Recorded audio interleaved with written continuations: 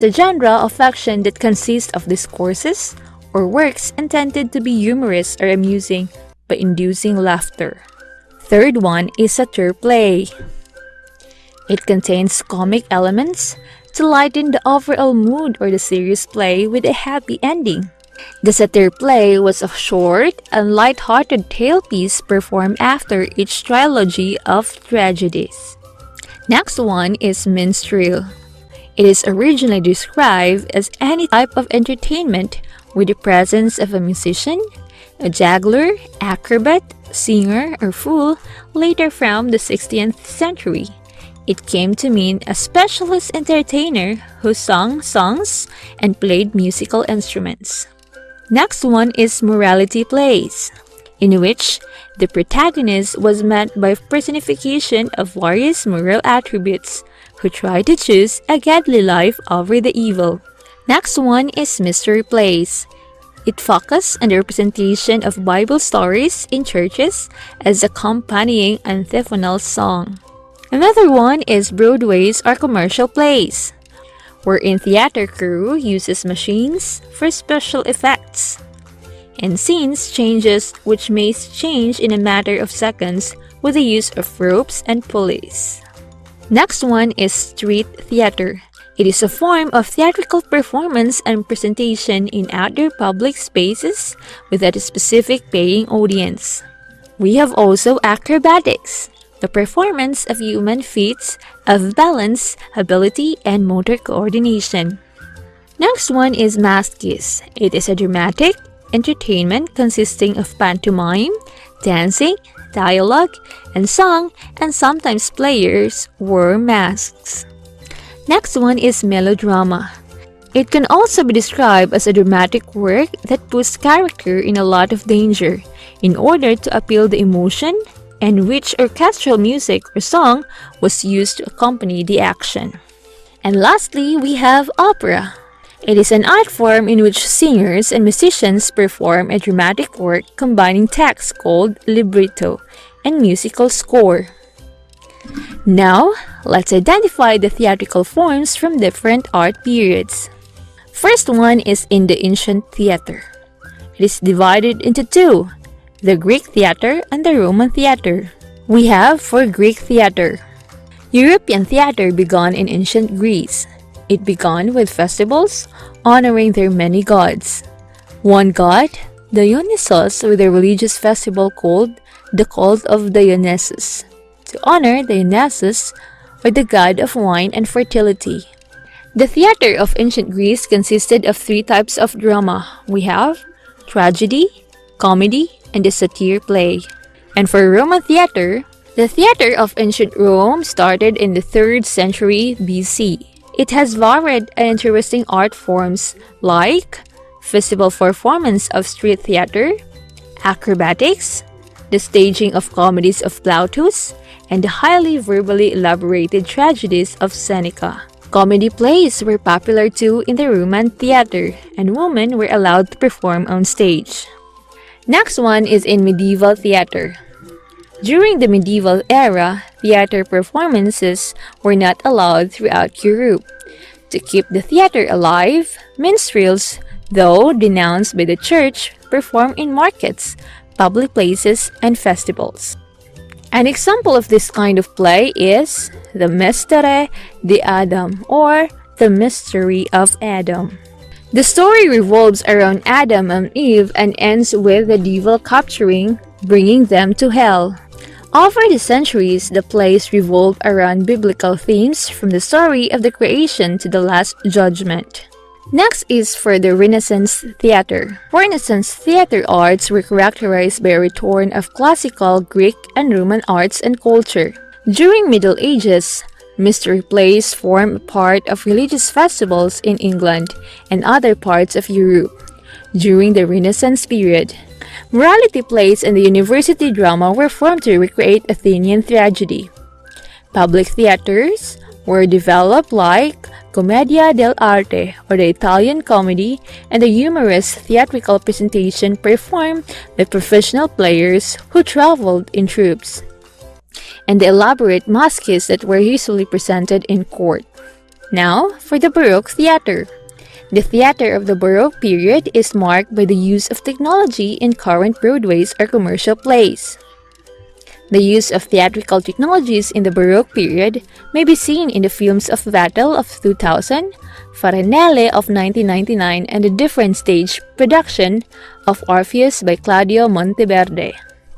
We have also the neoclassical theater. The neoclassical period was a movement where the styles of Roman and Greek societies influenced the theater arts. During the neoclassical period, the theater was characterized by its grandiosity. Costumes and sceneries were highly elaborated. The main concept of the plays were to entertain and to teach lessons.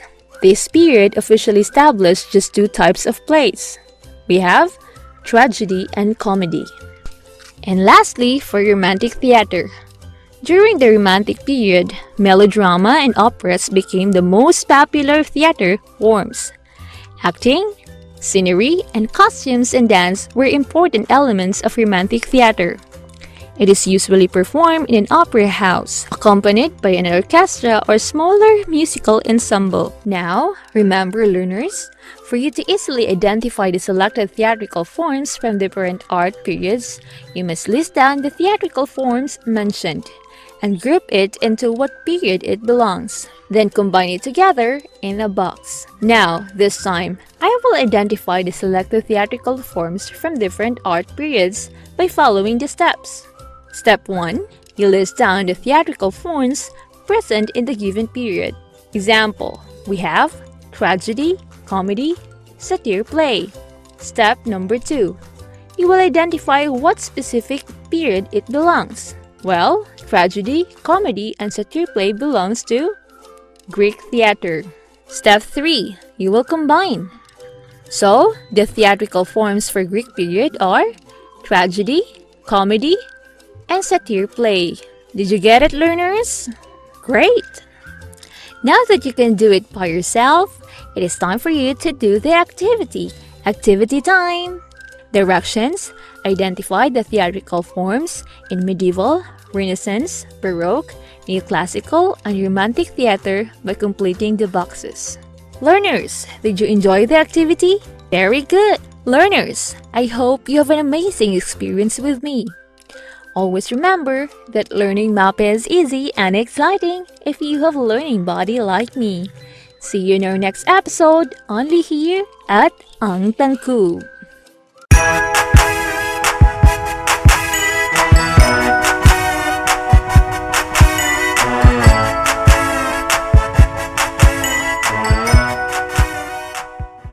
Magandang araw, grade 9 learners! Sa araw na ito, kayo ay naasahan na mapatutunayan na ang kasipagan na nakatuon sa disiplinado at produktibong gawain na naaayon sa itinakdang mithiin ay kailangan upang umunlad ang sariling pagkatao, kapwa, lipunan at bansa.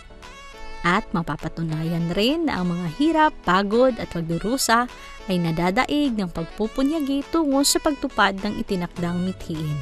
Sa araw na ito ay pag-uusapan natin ang kasipagan at pagpupunyagi tungo sa pagtupad ng itinakdang mithiin. Naniniwala ka ba na mahirap ang buhay? Marahil ay madalas mong maririnig ito sa mga taong nakapaligid sa iyo, hindi ba? Ngunit ikaw, ano ang pananaw mo ukol dito? Ang kasipagan ay tumutukoy sa pagsisikap na gawin o tapusin ang isang gawain na mayroong kalidad. Ito ay tumutulong sa tao na malinang ang iba pang mabubuting katangian tulad ng tiwala sa sarili, mahabang pasensya, katapatan, integridad, disiplina, at kahusayan na kung saan malaki ang maitutulong nito sa tao sa kanyang relasyon, sa kanyang gawain, sa kanyang kapwa at sa kanyang lipunan. Maraming personalidad ang nagpapakita ng kasipagan at pagpupunyagi sa buhay.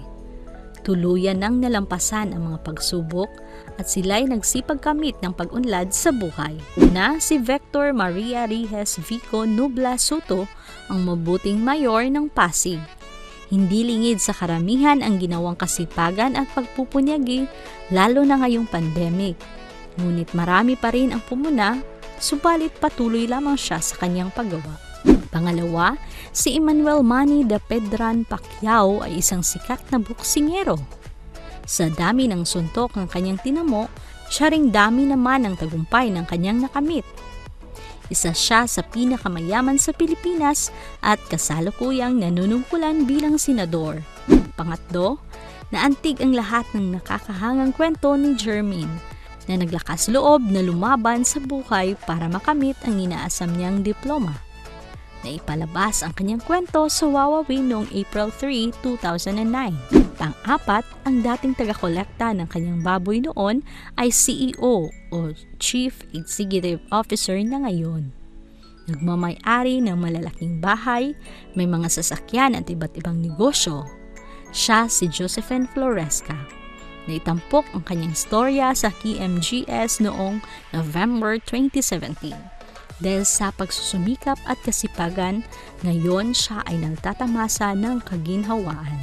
Panglima, si Marian K. ay unang nagtatrabaho sa isang drugstore. Namuhunan siya ng 100 peso at nagsimulang magtinda ng mga produkto gamit ang kariton. Siya ang nagmamay-ari ng Mercury Drugstore. May mga araw na masarap matulog, mahirap bumangon. Iniisip mong madami na namang kailangang tapusin na gawin. Minsan, iniisip pa lamang napapagod ka na. Pero kung ang titingnan natin ay ang kalalabasan ng ating gagawin, hindi tayo magdadalawang isip na ito ay gawin. Tunay ngang bahagi ng buhay ng tao ang mga pagsubok at problema, ngunit mahalaga ay huwag sumuko bagkus kailangan na magpatuloy. Ang pagpapatuloy sa gawain kahit na ikaw ay nahihirapan, ang pagpapatuloy kahit minsan ikaw ay nasasaktan o nagdurusa, ang pagpapatuloy kahit maraming natatanggap na mga puna mula sa iba, at ang pagpapatuloy sa kabila ng matinding pagod at hirap, makamit mo lamang ang iyong minimiti sa buhay ay palatandaan lamang ng pagpupunyagi. Ang pagpupunyagi ay pagtitiyaga na maabot o makukuha ang iyong layunin o pintiin sa buhay. Ito ay may kalakip na pagtitiyaga, pagtitiis, kasipagan at determinasyon. Ito ay pagtanggap sa mga hamon o pagsubok na may kahinahunan at hindi nagrereklamo. Ito ay patuloy na pagsubok ng mga gawain hanggat hindi nakakamit ang mithiin. Ang pagpupunyagi ay mahalagang katangian na makakatulong upang magtagumpay ang isang tao.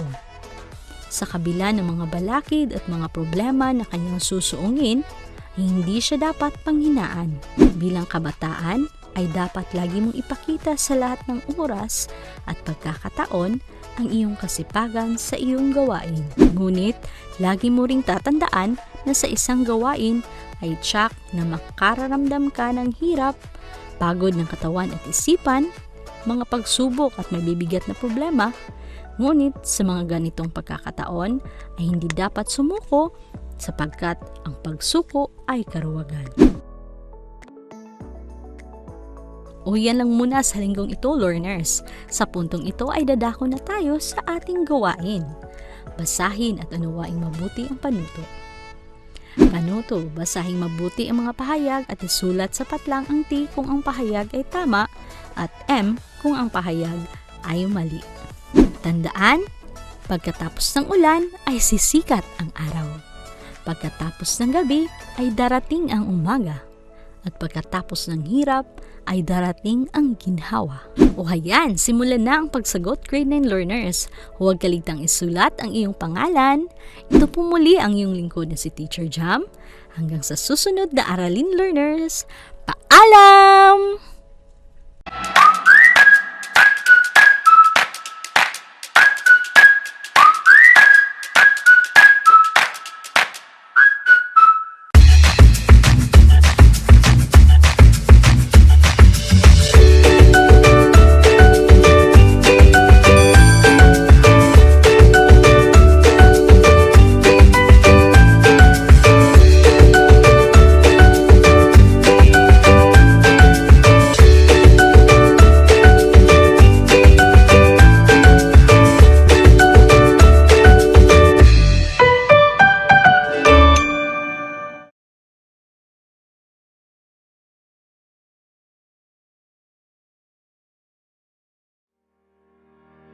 Have you ever gone to a theater house? Have you ever watched a live or recorded theater performance? Can you name at least one theater group in the Philippines or outside the country? But if you have not experienced watching a live or recorded theater performance, or if you cannot name at least one theater group, so be with me today as we learn a new lesson in MAPI 10. But this time, we'll explore in arts component. Good day, grade 10 learners! Welcome to another episode of Ang Tangkub, where we bring you the lessons direct to your homes. Kaya mga bata, maghanda na para sa ating nakakapanabik na aralin. For today, as you learn a new lesson in Arts 10, you will be going to explain how an idea or theme is communicated in a selected performance through the integration of musical sounds, songs, dialogue, and dance.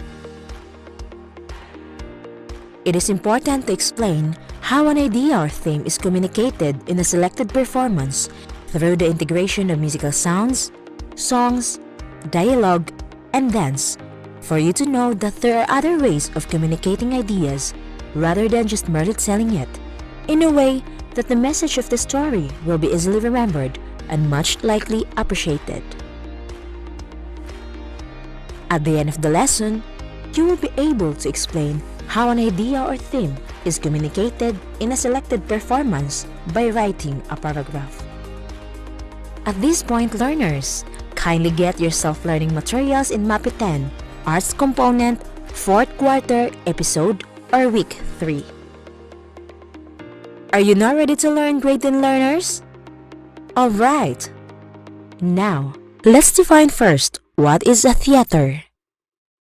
Theater is one major art form that brings together all the other art forms, from painting and sculpture, to installation art, to music, to dance, to literature, and even to computer arts, in a single production. A story is acted out on stage or other performance area by actors portraying the characters, bringing them to life and developing the plot through dialogue and actions, and sometimes through song and/or dance. Theater comes in many forms or themes such as comedy, melodrama, tragedy, musical theater or musical play, farce, opera, pantomime, epic theater, vaudeville, and solo performance. Learners, whenever you are watching a live or recorded theater performance, you need to take note of these aspects because the integration of these things will help you understand the story, the idea, or the theme of the performance. First is music. This includes the genre, tempo, harmony, melody, and dynamics of the music of the theater performance. Through instruments and vocals, music communicates to the audience information about the storyline and cast of characters. It rouses elements such as mood and personality. Second is movement and dialogue. These include the acting, dancing, and the conversation of the cast. This helps to describe the character that the cast is portraying for himself. Lastly is the technical aspect. This includes the scenery or setting, lighting, and costume. The technical aspect of theater helps enhance the story to be presented to the audience. This time, learners, kindly watch attentively to a video excerpt of a well-known Philippine epic, Ibalong. This was performed by Tanghalang Pilipino, also a known theater group in the Philippines.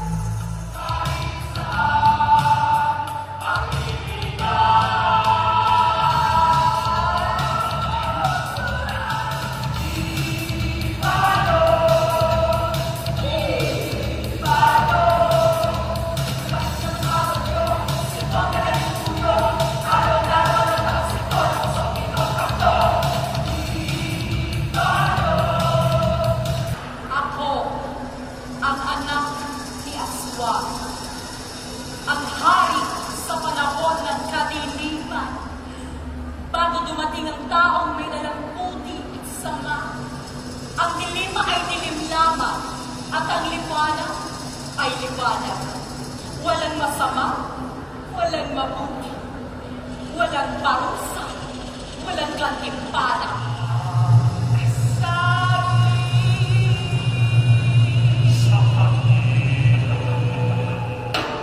Pero ano nangyari, Ama? Ang mga sinilang ko'y mga bogo, oglo, ikit at sarimaw.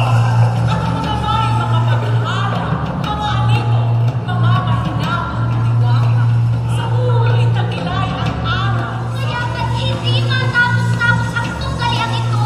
Hindi ako ang nagsimula niyan. At hindi rin ako.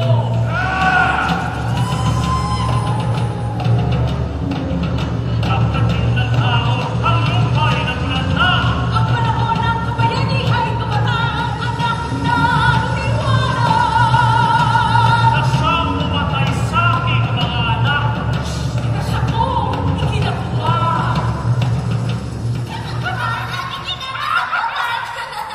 Kahit tumataway, may bangis na pinakagawa. Ayun na yan! Bakit? Takot tayo! Kita ko natin tayo. Dito! Dito dali!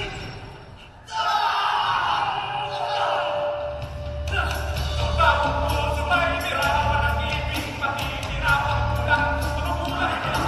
Hindi nilantan ang pagkit ko. Tulad ko siya. Siglang sa! Siglang ibig!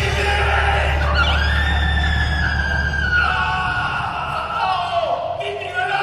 Mabuhay si Balbon! Mabuhay!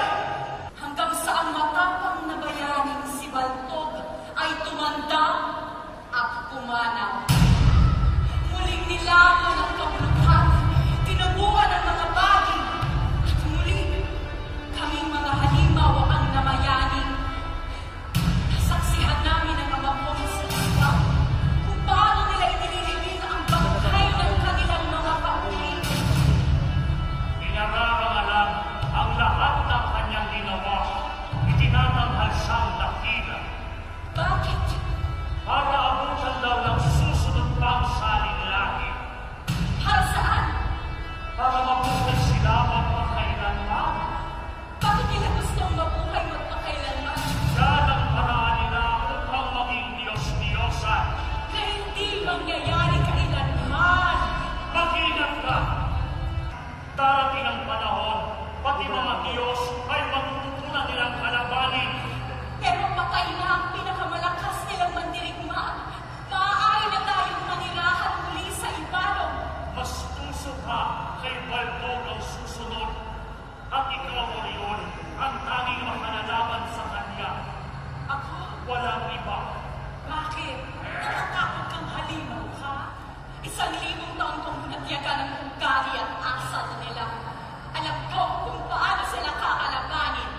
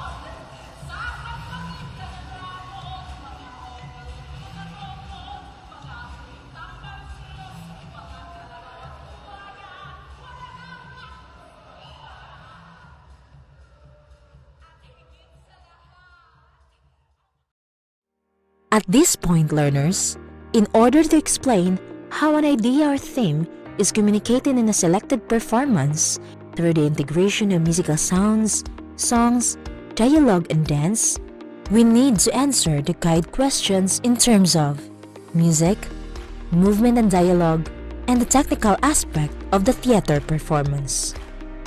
After answering all the questions, make sure to combine the description to form a paragraph. Here are the guide questions. First, what is the idea or theme of the performance? Second, how will you describe the music of the performance? Third, how will you describe the movement and dialogue of the performance? And lastly, how will you describe the technical aspect of the performance? Let's have an example. Ibalong the musical. Here are the answers based from the guide questions. First, Ibalong the musical is based from an epic that tells about bravery and heroism. Second, the music of Ibalong is in an ethnic and rock genre. The musical instruments used are more on percussion instruments. Aside from singing, there are also chantings on the performance. Third answer, the acting of each cast as well as the movement of their body fit to the role that they are portraying. The dialogues are well arranged. And lastly, as for the technical aspect, Ibalong the musical can catch the audience attention to its costumes, light design, and even the stage props. I will now connect the answers to form a paragraph to explain how an idea or theme is communicated in a selected performance. And here it goes. Ibalong the musical is based from an epic that tells about bravery and heroism. The music of Ibalong is in an ethnic and rock genre. The musical instruments used are more on percussion instruments. Aside from singing, there are also chantings on the performance. The acting of each cast as well as the movement of their body fit to the role that they are portraying. The dialogues are well arranged. As for the technical aspect, Ibalong the musical can catch the audience attentions to its ethnic costumes, light design, and even the stage props. The integration of musical sounds, songs, dialogue, and dance makes the Ibalong the musical entertaining to watch. Now learners, it's time for you to do the activity, which is to explain how an idea or theme is communicated in a selected performance through the integration of musical sounds, songs, dialogue, and dance. Directions. Using the same procedure, explain how the idea or theme of Alice in Wonderland, performed by the Repertory Philippines, is communicated. Kindly watch the video excerpt on your TV screens or kindly search this link. Learners, you will be scored based on the rubrics that will be flashed on your TV screens or can be found on your SLM. Take your time in doing your activity, grade 10 learners. If you have questions or clarifications regarding the activity, do not hesitate to ask your MAPI teacher. And this will be all for this episode of MAPI 10 of Ang Tangkub. Till next time, have a good day and God bless.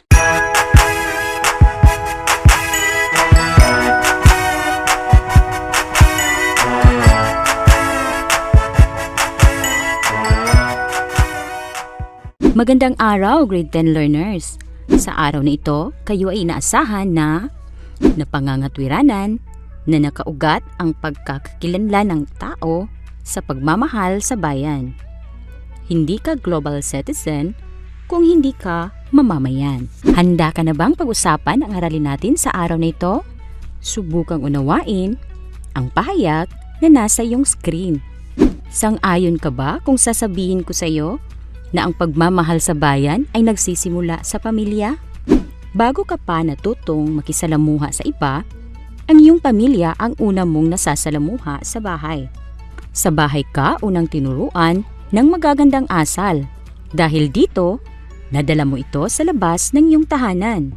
122 taon na ang nakalipas nagmula nang ideklara ang kalayaan ng Pilipinas mula sa pananakop ng mga Kastila. Sinasabi na ang rurok ng pagkamakabayan ay ang paglaya ng mga Pilipino. Ngunit, sa kabila ng paglayang ito ay patuloy pa rin na nahaharap ang mga Pilipino sa napakalaking hamon at problema, hindi lamang sa ating bansa, bagkus maging ng mundo. Napakaraming mga isyu ang patuloy na nagbubukas sa isipan ng mga Pilipino. Isa na rito ang globalisasyon o ang pakikipagtulungan at pakikipag-ugnayan ng ating bansa sa iba pang mga bansa upang malayang makaikot ang mga produkto at serbisyo sa bawat bansa. Dahil sa pagsalubong ng globalisasyon, ang lahat ng mga mamamayan ay inaasahan na maging global citizen. Ano ba ang global citizen? Ang global citizen o pagkamamamayan sa buong mundo ay isang moral at etikal na disposisyon. Ang mamamayang ito ay may kamalayan at pag-unawa sa mas malawak na mundo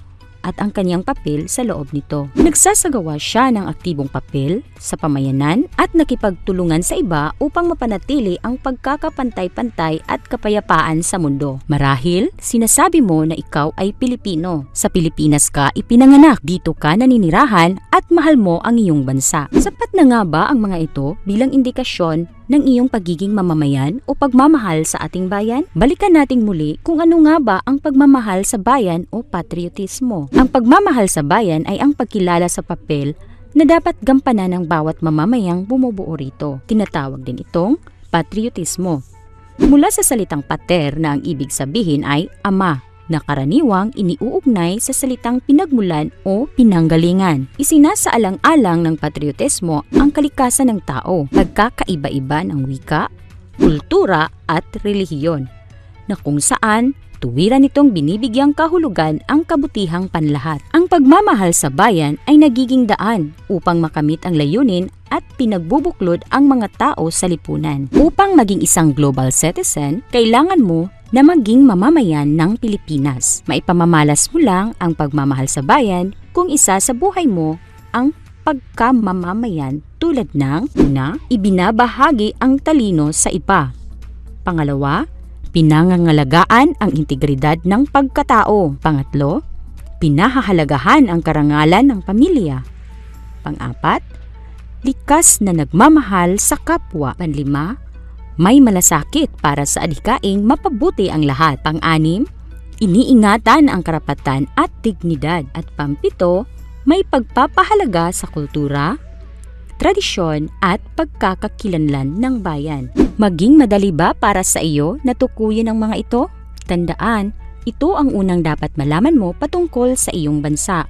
Nakalulungkot na marami ng kabataan ang hindi kayang banggitin ang mga pambansang sagisag ng Pilipinas. Ituring mo na ikaw ay isang mangingibig. Pilit mo na inaalam ang maliit na bagay patungkol sa iyong sinisinta. Bilang anak ng Pilipinas, simulan mo sa pagkilala sa mga simpleng impormasyon patungo sa masalimuot na sitwasyon ng isang bansa. Marahil sa ganitong paraan, ay higit mo nang matatanggap at mahalin ang iyong bayang sinilangan at ang pagmamahal mo sa bayan ay paraan upang mapahalagahan ang kultura, paniniwala at pagkakakilanlan.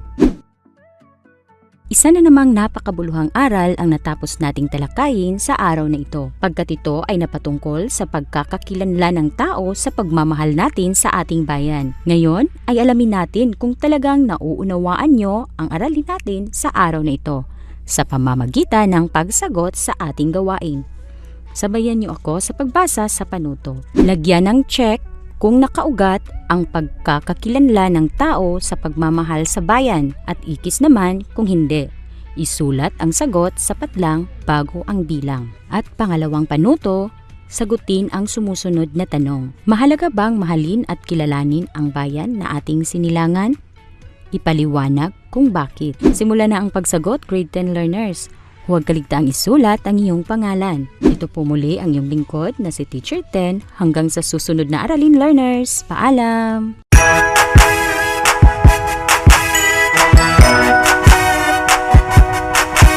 We hope that you have learned the most essential lessons you need to master. See you on our next episodes. This has been Ang Tangkub. It's tangkub, tangkub, tangkub time. We learn all things, it's very fun, masaya. Tutok na. Kung gusto mong maglingaw-lingaw, mga tawag magloling hayaw, mag-joyride na. Uban na ang imong barkada, silingan o pamilya, mag-joyride na. Sinating untang palibot, mga lugar sulod sa tanggob, mag-ubanta. Silang gato makilaw, sa sanabog sa pulaw, laagunta. Labi na yun sa huyuhoy, ugnang dapit daghan og kahoy, talanan. Maglibot tango, maglibot tango mata. Maglipay-lipay, magsakay-sakay tala.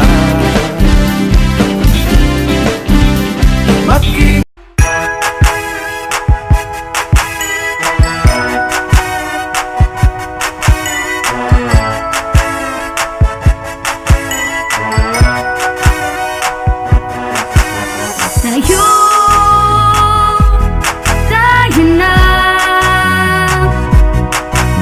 Buksan ang mga radyo, lina at matuto sa mga aral sa mundo. Tayo na. Tumutok na sa TV, mag-aral ng maigi to get the lessons easily. It's tangkub, tangkub, tangkub time. We learn all things, it's very fine, masaya. Tutok na. It's tangkub, tangkub, tangkub time. We learn all things, it's very fine, masaya. Tutok na.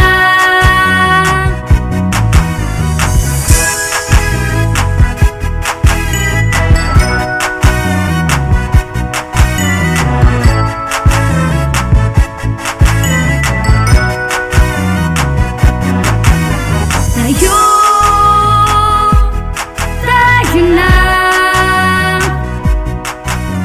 Let's come and learn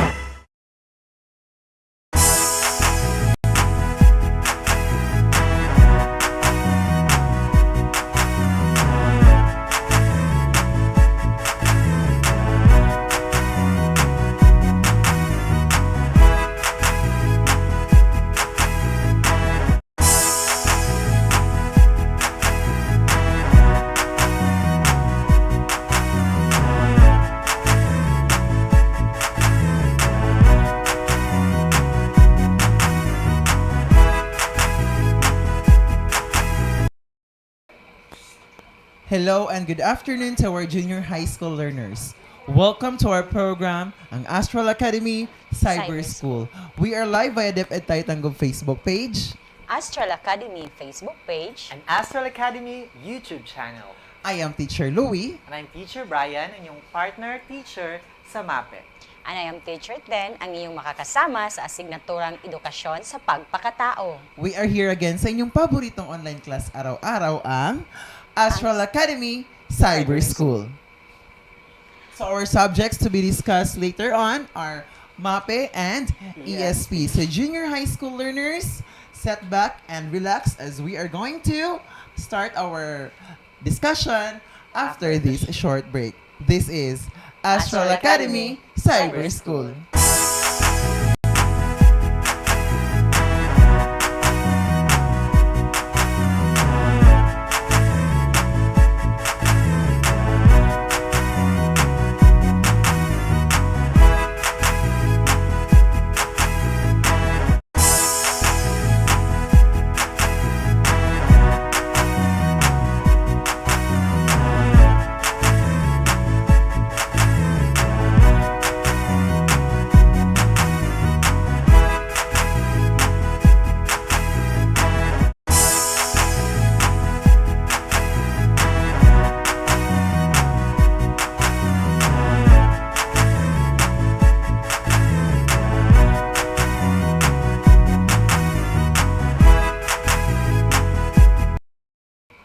And we're back, still here In Astral Academy Cyber School. Okay, so this time, Ma'am Tin, let's talk about ESP7. Yes. At ang ating learning competency sa linggong ito ay may papaliwanag ang kahalagahan ng makabuluhang pagpapasya sa uri ng buhay. Okay, so ano ka ba ang sa makabuluhang pagpapasya, Ma'am Tin? May mga pagpapasya bang maituturing na hindi makabuluhan? Of course. Yes. Of course, Sir Brian. Meron talaga. May mga pagkakataon na maaaring sa pagpapasya natin, buwang ating tiwala sa sarili na tama ito. Subalit, para sa iba, ito ay mali o hindi makabuluhan dahil may mga pagkakataon na hindi natin naiisip na ang kahihinatnan ng pasyang ito ay nagdudulot ng maraming masamang resulta kaysa magandang resulta na pagsisisihan talaga. Okay, tama, Ma'am Tin. Kaya upang maging makabuluhan ang pagpapasya, nararapat nating bangin maigi ang laging isaalang-alang ang posibleng kalalabasan sa pasyang ito bago mo isasagawa. Okay, so in short, Ma'am Tin, answer, Luigi, hindi pa padalos-dalos sa pagsasakatuparan sa mga nagpapasyang gawain. Yes, exactly, Sir Bri and Sir Louie. Napakahalagang matutunan o mapag-aralan ng mga kabataan ang bagay na ito lalo na sa pagpapaliwanag ng mga kahalagahan sa napagpasyahang gawin sa uri ng buhay. Kung paano ba ito naging makabuluhan o importante. Okay, at sa pamamagitan nito ay mas mapapahalagahan mo ang iyong buhay at magiging gabay mo ito sa uri ng buhay na iyong tatahakin. So, ngayon, ganito lang kasimple ang gagawin ninyo. Narito ang halimbawa kung paano may paliliwanag ang kahalagahan ng makabuluhang pagpapasya sa uri ng buhay sa pamamagitan ng grapikong ilustrasyon. Simulan natin sa pagpapaliwanag sa isa sa ating sariling karanasan na may kaugnayan sa makabuluhang pagpapasya. So, ito ang halimbawang sitwasyon. Pagsagot sa lingguhang gawain o mga self-learning materials. So, isulat lamang ang inyong sagot sa kahon ng puno. At ang mga dahilan kung bakit mabuti ang pasyang ito. So, ang sagot naman dito ay isulat ang paliwanag sa bawat dahon na inilaan na nasa inyong printed self-learning materials. Sir Louie? Okay, ngayon ay gagawin nyo ang panuto. Sumulat ng isang karanasan na may kaugnayan sa iyong pagpapasya sa uri ng buhay gamit ang graphic organizer na tatawagin nating puno ng buhay na nasa inyong printed self-learning materials. Okay, so this time, Sir Brian, let's talk about ESP naman. Yes. Okay, so paano ba natin matutukoy ang tamang pagpapakahulugan ng sa sexualidad? Yes. So, Ma'am Tin, paano ba natin matutukoy ang tamang pagpapakahulugan sa sexualidad? So bago natin ipagpatuloy, nasa ASP 8 na tayo ngayon. Yes. Tandaan lang natin ang mga ito. Ang sexualidad ay ang bihikulo upang maging ganap na tao, lalaki o babae, na ninanais mong maging. Ito ay ang pagkakilanlan ng kasarian ng isang tao tungkol sa kanyang sarili at ang karamdaman ng pagiging lalaki o babae.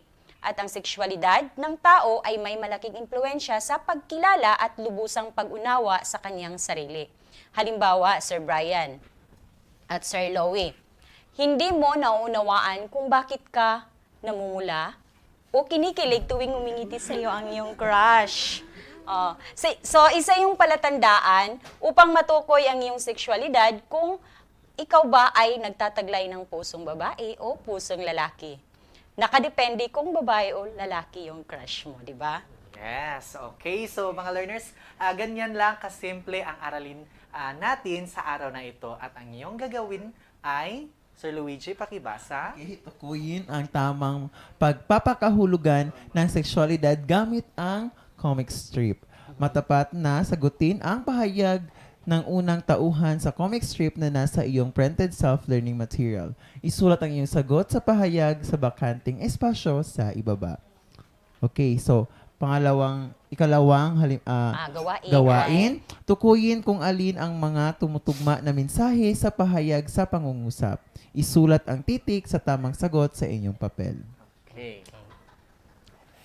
More discussions when we return. This is Astral Academy Cyber School.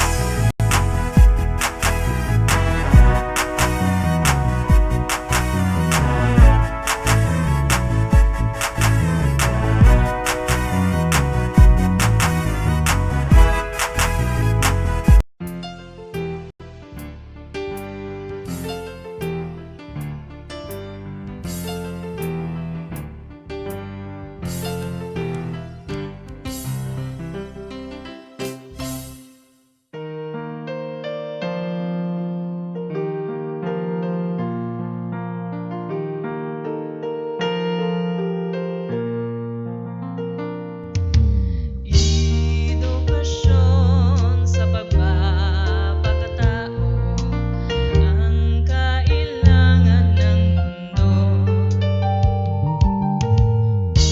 upang matutong pakikipagkapwa-tao, mabuti ang loob at maginoo. Mag-aral na tayo ng ESP,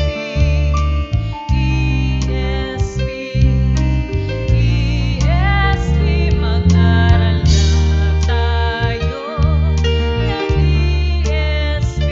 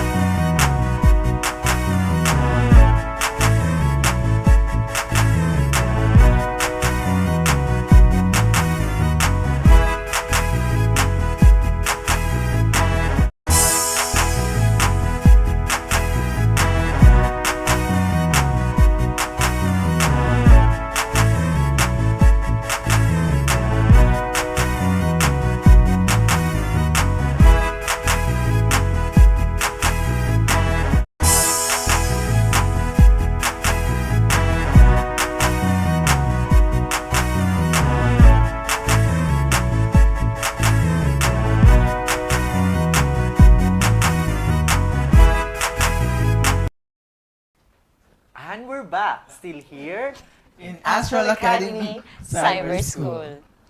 Okay, so let's So proceed. ngayon, dadako na tayo sa ating ASP9. At ang ating learning competency sa hapong ito ay natutukoy ang kaniyang mga paghahandang gagawin upang makamit ang piniling kursong akademiko, technical vocational, sining at palakasan o negosyo. Halimbawa, pagkuha ng impormasyon at pag-unawa sa mga tracks sa senior high school. Okay, so Ma'am Tin and Sir Luigi, mahalaga na matukoy ang kanilang paghahandang gagawin upang makamit ang piniling kursong akademiko, technical vocational, sining at sports o negosyo sapagkat makakatulong ito upang mapahusayan nila ang kanilang sarili sa kakayahan at hilig sa paghahanda ng kanilang pinipiling kurso. At maiugnay ang mga pansariling salik sa pagpili ng kurso, paghahanda para sa paghahanap buhay. Yes, at dito nakasalalay ang mga nais nating mangyari sa ating buhay. Dito nakasalalay ang mga tagumpay sa ating karera sa buhay, Ma'am Tin. Okay, so Ma'am Tin, ano ba ang gagawin nila sa araw na ito? Yes. Sa unang gawain, tutukuyin lamang nila kung ano-ano ang mga maaaring hakbang na gagawin kaugnay ng pagpili ng kurso o negosyo. Pakinggang maigi. Mga paghahandang gagawin upang makamit ang piniling track o kursong akademiko o iba pang larangan. Una, Sir Brian, sa mga paghahandang gagawin upang makamit ang pipiliing track o kursong akademiko, technical vocational, sining at sports o negosyo ay pag-isipang mabuti kung ano ang pipiliing track o larangan na nais pasukin. Pangalawa, Sir Louie? Okay, kapag buo na ang iyong isip, linangin ang kakayahang may kaugnayan sa napiling larangan. Sumali sa mga gawain o aktibidad na huhubog sa kakayahan o talino para sa larangang ito. Okay, so pangatlo, magsaliksik tungkol sa napiling track or kursong akademiko o iba pang larangan. At pang-apat naman, tingnan rin ang mga paaralan, institusyon o organisasyon na nagbibigay ng mga track o kursong nais at kung sila ba ay eksperto sa larangang iyon. Panglima, magsipag sa pag-aaral ngayon pa lang. Yes. Okay, next, pang-anim, kausapin ang magulang sa nais na napiling kurso or track at ipaliwanag sa kanila kung bakit ito ang iyong napiling kurso. Yes. Okay, para sa gawain, panututukuyin ang pinakaangkop na paghahandang gagawin upang makamit ang pinipiling kursong akademiko, technical vocational, sining at palakasan o negosyo. Isulat lamang ang titik sa sagotang papel na napili mong sagot. Okay, so let us proceed to ESP 10. At ang learning competency natin, Ma'am Tin, ay Nakapagsasagawa ng posisyon upang mapanumbalik ang paggalang sa dignidad at sexualidad. Okay, so Ma'am Tin, mahalaga ba na marunong tayo sa pagsasagawa ng posisyon upang mapanumbalik ang paggalang sa dignidad at sexualidad? Of course naman. Napakahalaga nito, Sir Louie. Isipin mo, kung lahat ng tao ay mayroong paggalang sa dignidad at sexualidad at ang mga ito ay may mga sariling posisyong pinangahawakan,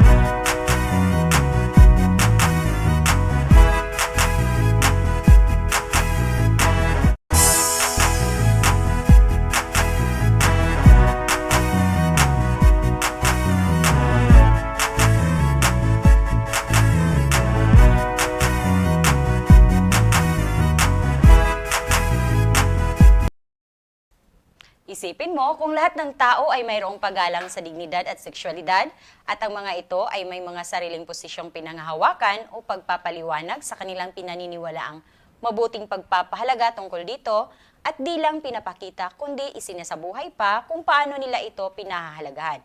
talagang maiiwasan ang gulo o mga masamang epekto sa mga kawalan ng paggalang.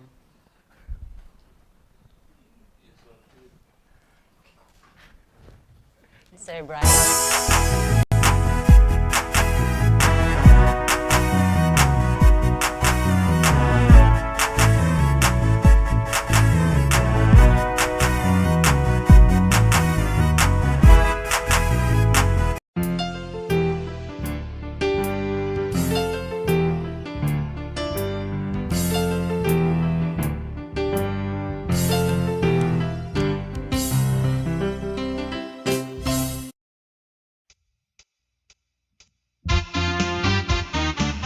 Mapina, mag-aral na sa ating kultura. Mga sariling musika, may art sa PE pa. Okay, saya, sayang kumanta. Halika na, humanda na dahil mapina, umawit at gumuhit-guhit.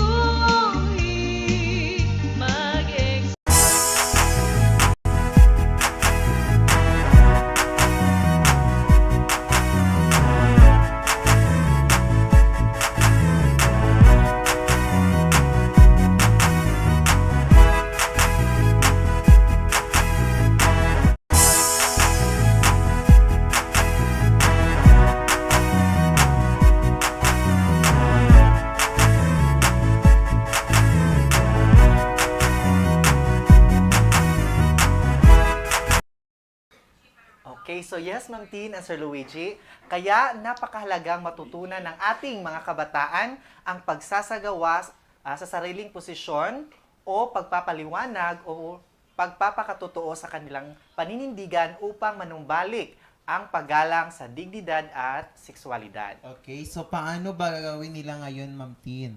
Simple lang, kumpletuhin ang pangungusap na sitwasyong nasa kanilang printed self-learning materials bilang pahayag ng kanilang posisyon upang mapanumbalik ang paggalang sa dignidad at sexualidad ng tao. So ito ang halimbawang sitwasyon. Bilang isang kabataang katulad ko, maipanunumbalik ko ang paggalang sa dignidad at sexualidad ng tao sa pamamagitan ng... So ito ang halimbawang sagot. Pagbibigay ng respeto sa aking katawan at sexualidad upang maiiwasan ang paggawa ng mga kilos na ikakasama sa katawan at sa ating kaluluwa. Maging mapagtiwala at madasalin para makaiwas sa mga tukso. Okay, so ganyan lang kadali ang gagawin nyo sa linggong ito, grade 10 learners. Okay, so more discussions after a short break. This is Astral Academy Cyber School.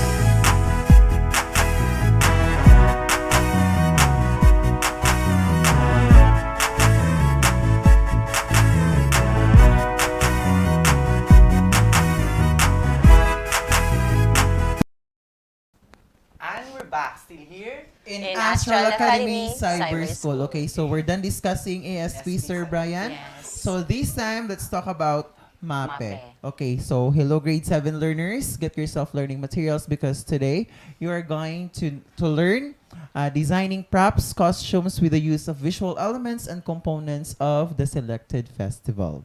Why our learners need to learn this? Sir Louie?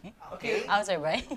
With the use of the visual elements, it can improve the creativity of our learners in designing an artwork, and it makes the artwork convey a certain mood and the draw of the eye in a certain direction or invoke a number of feelings. Can you teach us on how to design the visual elements and components of the selected festival through costumes? Okay, so this time, Ma'am Tin, let us watch this video clip on how to make the mask used in the Mascara Festival. Papers of various colors, folder or cardboards, glue, scissors, pencil, coloring materials, and decorative materials, either recycled but clean and sanitized. Here are the procedures.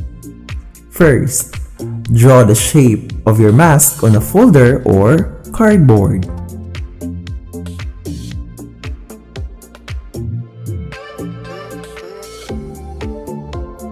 Second, cut the shape and the inner parts of the mask.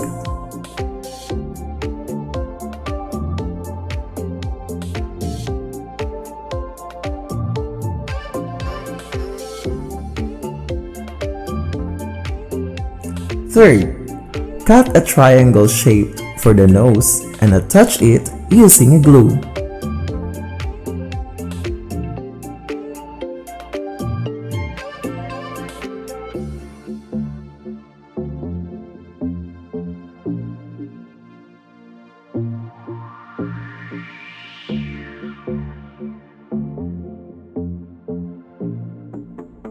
Fourth, color the lips of the mask. You can also design the base of your mask using your coloring materials.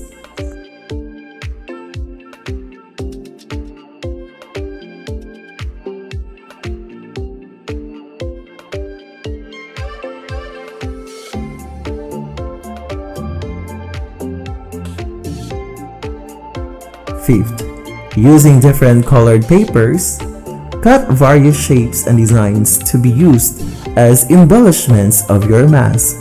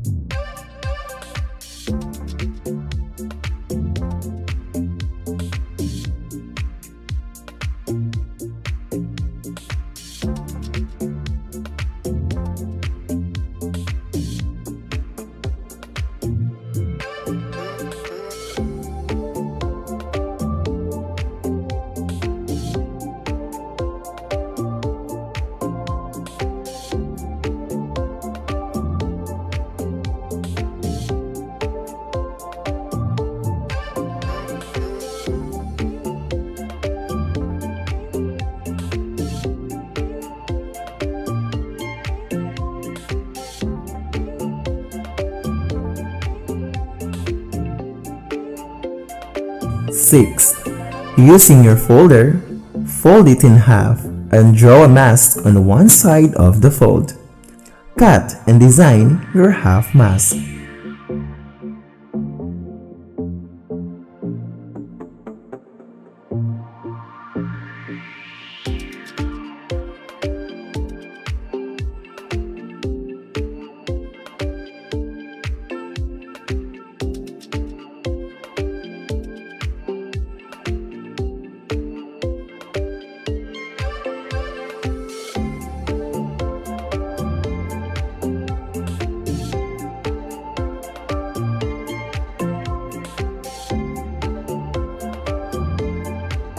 And lastly, put all cut designs and recycled decors together to finish your mask.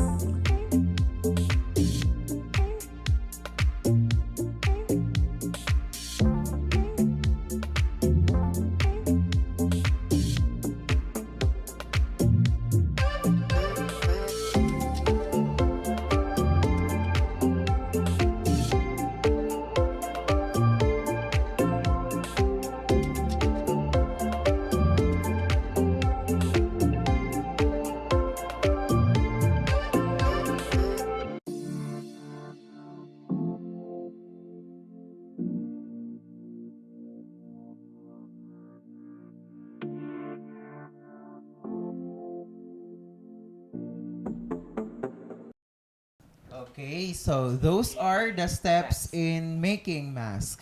Now this time, it's your turn to showcase your artistic mind. Make and design your own mask by following the procedure given. So naan sa inyong self-learning materials ang procedure sa pagbuhat sa mask. Okay, so this time, Sir Brian, let's talk about Arts 8. And our learning competency is identify the elements and principles of arts as manifested in Asian festivals and theatrical forms through a visual presentation. Why do our learners need to learn in identifying the elements and principles of arts, Sir Brian? So through manggod sa identifying the elements and principles of arts as manifested or makita sa Asian festival and the theatrical forms through visual presentation, it will help the learners define and determine how the culture giunsa sa kultura sa isa ka lugar na-create siya through with the use through the art, and then for what purpose or gamit na nga art. Okay, at the end of the lesson, our learners will be able to identify the elements and principles of arts as manifested in Asian festivals and theatrical forms through a visual presentation. Can you teach us on how to identify the elements and principles or arts as manifested in Asian festivals and theatrical forms through a visual presentation, Sir Brian? Yeah, so Ma'am Tin, so before nato unsaon siya pag-identify, let's have first a short review on the elements and principles of arts. Okay, the visual art terms separate into the elements and principles of art, Sir Brian and Ma'am Tin.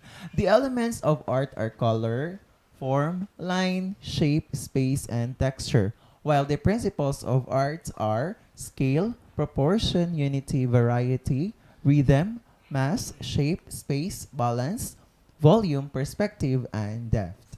How do our learners easily identify what are the elements and principles or arts used in the specific artwork? Okay, so for this week, all they have to do is to distinguish the elements of arts nga ginagamit. Ang gigamit lang nato ani nga mga elements of arts are the color, the line, and the shape, which is common sa tanang artwork sa Asia. And the principle of arts nga common pud nila are balance, rhythm or movement, and pattern, which is used in the artwork. Now this time, learners can get your self-learning materials and look for the picture number 1. Okay, so I will identify the elements and principles of arts as manifested or makita ana nga picture. Kana nga picture, that is a Spring Festival or the New Year Festival in China. Okay, now this time, unsa man nga mga elements, Sir Luigi, sa art ang makita nato ana nga artwork. Again, Sir Brian, no? So sama si mong gingon ganina, Sir Brian, we have the color, the line, and the shape. Okay, for color, it is mostly red, and it is also decorated with red or golden tassels. For line, it uses a solid vertical line, curved lines on the design. For the shape, they also come in many different shapes including cubes, cuboids, and cylinders. Okay, now this time learners, mo proceed na punta sa principle of arts nga makita ana nga picture. Ma'am Tien? So, ang, ang principle of arts used are, una, balance is symmetrical balance, which the both sides have the same design. And second is rhythm movement, the vertical line and the design used.